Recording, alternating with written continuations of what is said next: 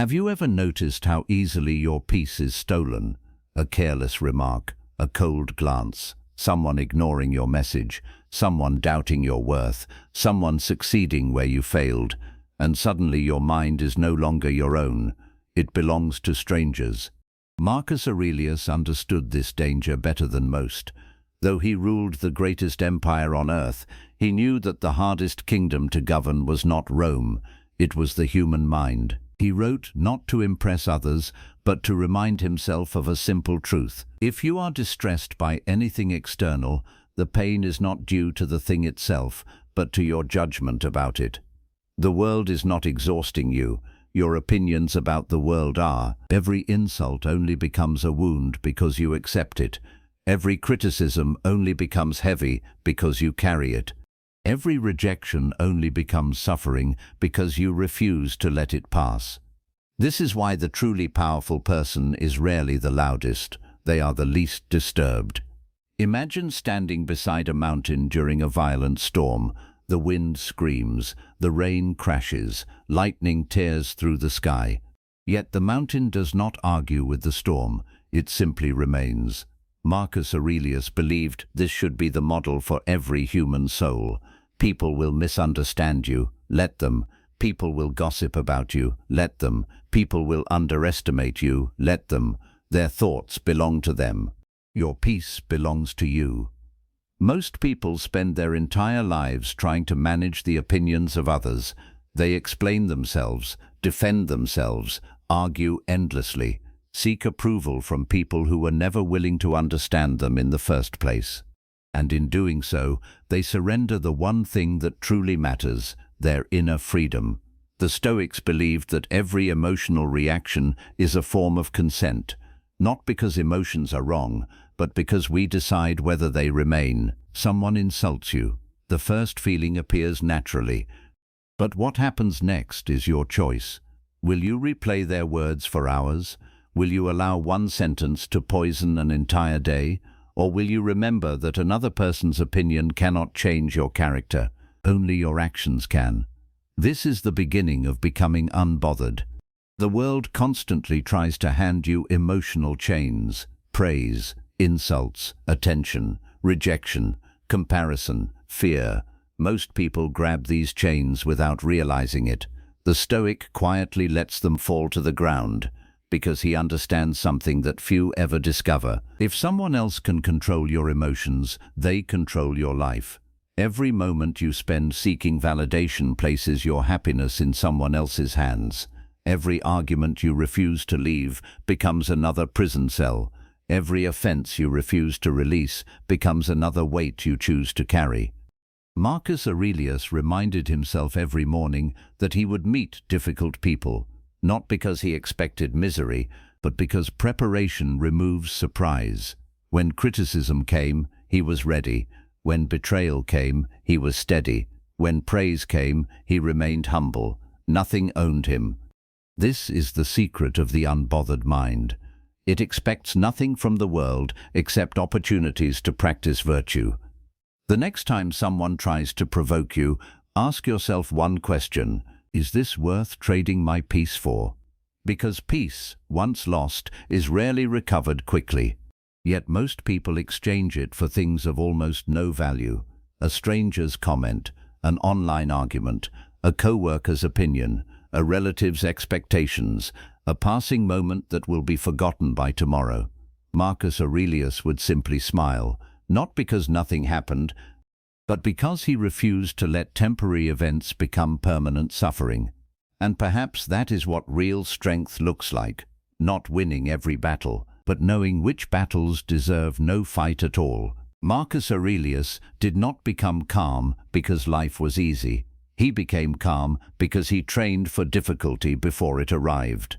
Each morning, before the demands of the empire filled his attention, he reminded himself that he would meet selfish people, impatient people, dishonest people, and people who would misunderstand his intentions. This was not pessimism, it was preparation. When you expect the world to always be fair, every disappointment feels like betrayal. But when you understand that human beings are imperfect by nature, You stop being shocked by ordinary human behavior. The rain does not apologize for falling. The wind does not ask permission before it blows. Why then should you expect every person to behave according to your wishes? The unbothered person does not demand that reality become different. They learn to move through reality with wisdom. Much of your suffering begins with one dangerous habit: personalizing everything. Someone walks past you without speaking. You assume they dislike you. Someone criticizes your work. You conclude that you are a failure. Someone chooses another path. You wonder what is wrong with you. Notice how quickly the mind invents stories where none exist. Marcus Aurelius warned himself against this trap. He understood that every person acts according to their own understanding, their own fears, and their own experiences. Most people's actions have very little to do with you. The angry stranger carries battles you cannot see. The rude co-worker may be fighting worries that never leave their mind. The person who envies you may secretly dislike themselves. If you understood the burdens others carried, you would stop taking their behavior so personally. This realization creates freedom, not because people suddenly become kind, but because their behavior no longer determines your peace. There is another reason why so many people remain easily disturbed. They confuse reaction with strength. When insulted, they answer immediately. When criticized, they defend themselves. When challenged, they raise their voice. But consider the oak tree standing through a violent storm. It does not shout at the wind. Its strength is revealed through its stillness. So it is with character. Anyone can react. Very few can remain composed. Self-control is not weakness, it is mastery. Every unnecessary reaction gives away a piece of your power. Every unnecessary silence preserves it. Ask yourself, who benefits when you lose control? Certainly not you. The person trying to provoke you succeeds only when you accept the invitation. The Stoic declines. Marcus Aurelius often reminded himself that his reputation belonged to other people. His character belonged only to him. This distinction changes everything. You cannot control what others believe. You cannot force understanding. You cannot prevent criticism. But you can decide whether your conduct remains honorable. Imagine carrying a clear glass of water through a crowded marketplace. People bump into you. Some do it accidentally, others intentionally. If the water spills, it reveals what was already inside the glass. So it is with your mind. Pressure does not create your character, it reveals it. Every interruption, every insult, every inconvenience, every disappointment is simply another opportunity to discover what truly lives within you. The person who remains peaceful under pressure has achieved something greater than victory over others. They have achieved victory over themselves, and Marcus Aurelius believed there was no greater triumph than that. There comes a moment in every life when you must answer a difficult question. Who are you trying to convince? Is it your family, your friends, your critics, the strangers who watch your life from a distance? Or is it yourself? Marcus Aurelius understood that many people never truly live. They perform. Every decision is measured against the applause they hope to receive. Every achievement becomes another attempt to silence doubt. Every success lasts only until someone else's success appears greater. This is the quiet prison of seeking validation. No walls surround it. No chains can be seen. Yet millions spend their entire lives inside it. The Stoic chooses another path. He asks not, "Do they approve of me?" He asks, "Have I acted with wisdom, courage, justice, and self-control?" If the answer is yes, then nothing more is required. The opinions of others rise and fall like waves. Character stands like the shore. Consider the sun. Each morning it rises without asking whether anyone is ready to see it. It does not shine more brightly for those who praise it, nor does it hide because someone curses the daylight. It simply fulfills its nature. Marcus Aurelius believed that human beings should do the same. Your purpose is not to impress. Your purpose is to become. become calmer than your anger, become stronger than your fear, become wiser than your impulses, become kinder than the world's cruelty. This is the only competition worth entering. Yet the modern world encourages the opposite. It tells you to count followers instead of virtues, to collect approval instead of discipline, to measure your value by attention rather than integrity. But attention is borrowed. Character is earned. One can disappear overnight. The other remains long after your name is forgotten. Imagine carrying a mirror everywhere you go. Each hour you stop to see how others are looking at you. Soon your journey becomes slower than everyone else's. Now imagine throwing that mirror away. Suddenly your eyes lift toward the road ahead. You walk farther. You breathe easier. You finally notice the beauty that was always around you. Validation is that mirror. It keeps your attention turned outward when your greatest work must happen within. Marcus Aurelius reminded himself that every human being will eventually be forgotten. The people praising you today, gone. The people criticizing you today, gone. Even the cities they lived in may one day become dust. If time erases both praise and blame, why should either command your peace today? This realization is not meant to make you hopeless, it is meant to make you free. When you understand how temporary human opinions are, you stop sacrificing permanent principles for temporary applause. The strongest person in any room is often the one who needs nothing from that room. No admiration, no recognition, no permission to be themselves. They arrive complete, they leave complete. Their worth does not increase because they are celebrated, nor does it decrease because they are ignored. Such a person cannot easily be manipulated, because they have stopped feeding the hunger that others use to control them. And perhaps this is the deepest meaning of being unbothered. It is not the absence of emotion, it is the absence of dependence. Your peace no longer depends on agreement. Your confidence no longer depends on applause. Your direction no longer depends on approval. Instead, it rests upon something far more stable, a mind that has learned to govern itself.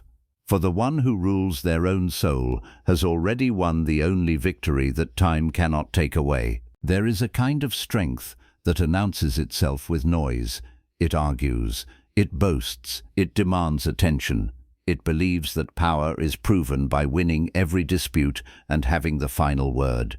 But Marcus Aurelius sought a different kind of strength, the strength that requires no witness, the strength that remains steady when no one applauds, the strength that cannot be stolen because it comes from within. Look at the ancient tree that has stood for centuries. Season after season, storms have bent its branches, winter has stripped its leaves, summer has scorched its bark. Yet it still stands, not because the storms were gentle, but because its roots reached deeper than the winds could reach. So it is with the unbothered mind. If your roots are planted in virtue rather than opinion, no criticism can uproot you. If your peace is grounded in reason rather than emotion, no insult can shake you for long. Many people believe they are being attacked, when in truth they are simply being tested. Life is always asking the same question. Can you remain yourself when circumstances invite you to become someone else? Can you remain kind when others are cruel? Can you remain honest when deception seems easier? Can you remain calm when chaos surrounds you? Anyone can practice virtue when life is comfortable. Character is revealed when comfort disappears. Marcus Aurelius often reflected that every obstacle carries within it an opportunity. The impatient person teaches you patience. The dishonest person reminds you to value integrity. The arrogant person gives you a chance to practice humility. Even suffering can become a teacher if you allow it. This is why the Stoic does not ask, "Why is this happening to me?" Instead, they ask, "What is this trying to teach me?" That single change in perspective transforms hardship into discipline. It transforms setbacks into training. It transforms pain into wisdom. There is also great power in knowing when silence is enough. Not every accusation deserves an answer. Not every misunderstanding deserves an explanation. Not every insult deserves your attention. Some battles end the moment you refuse to enter them. Imagine two fires. One grows because wood is continually thrown upon it. The other slowly dies because no one feeds it. Arguments are no different. Your reaction is often the fuel. Your composure is often the rain. The person who cannot provoke you eventually loses interest, not because they have changed, but because you have. And that is the quiet victory Marcus Aurelius wanted for himself.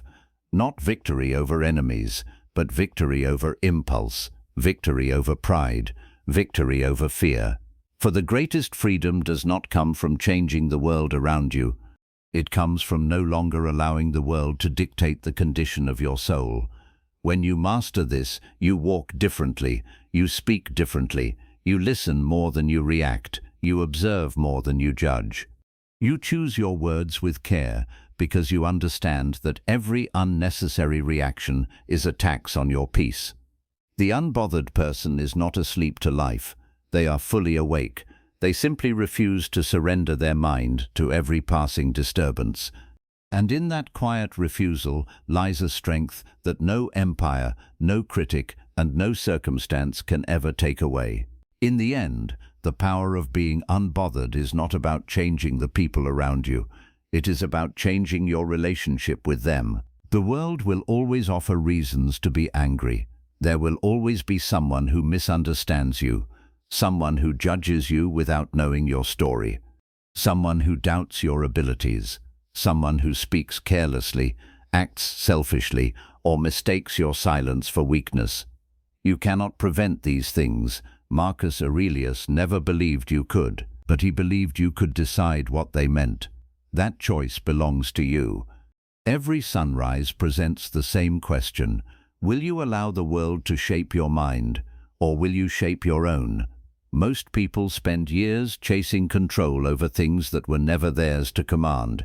They try to control the opinions of strangers, the loyalty of others, the uncertainty of tomorrow, the outcome of every effort. And in chasing what they cannot control, they neglect the one thing that has always been within their reach, their own character. The Stoic understands that a peaceful life is not built by removing every obstacle. It is built by becoming someone who is no longer ruled by obstacles. Imagine an archer drawing a bow. The archer controls the aim, the discipline, the focus. But once the arrow leaves the string, the wind takes part in its journey. The wise archer does not curse the wind. He simply prepares to shoot well again. So it is with your life. Your duty is not to guarantee every outcome. Your duty is to act with wisdom, with courage, with justice, with self-control. The results belong to life. Your character belongs to you. This is the freedom Marcus Aurelius discovered while carrying the weight of an empire. Not freedom from responsibility, not freedom from hardship, but freedom from becoming a prisoner of every passing emotion. When praise arrives, accept it without becoming dependent on it.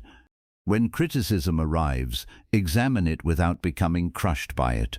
When success arrives, receive it with humility. When failure arrives, meet it with dignity.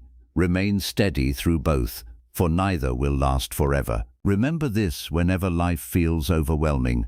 No insult can diminish your virtue. No rejection can erase your worth. No setback can prevent your growth unless you surrender your own mind. The strongest fortress is not built from stone. It is built from disciplined thoughts. The greatest victory is not over another person. It is over the part of yourself that seeks approval, fears criticism, and reacts without wisdom. Master that part of yourself, and you will possess something few people ever find. A peace that circumstances cannot steal. A confidence that praise cannot inflate. A strength that criticism cannot weaken. That is the power of being unbothered. Not because nothing affects you, but because you have learned that your greatest power has never been controlling the world. It has always been controlling yourself. If these words spoke to you, carry them into your next conversation, your next challenge, and your next moment of frustration. When the world invites you to react, choose to reflect. When it invites you to complain, choose to improve. When it invites you to lose your peace, choose to guard it.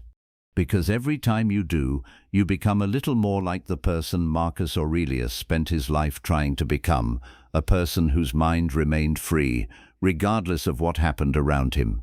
And perhaps that is the greatest achievement any of us can hope for. If you found wisdom in this reflection, subscribe to The Becoming Mind for more timeless lessons from Stoicism. Until next time, protect your peace, master your mind, and remember, the one who governs themselves can never truly be conquered.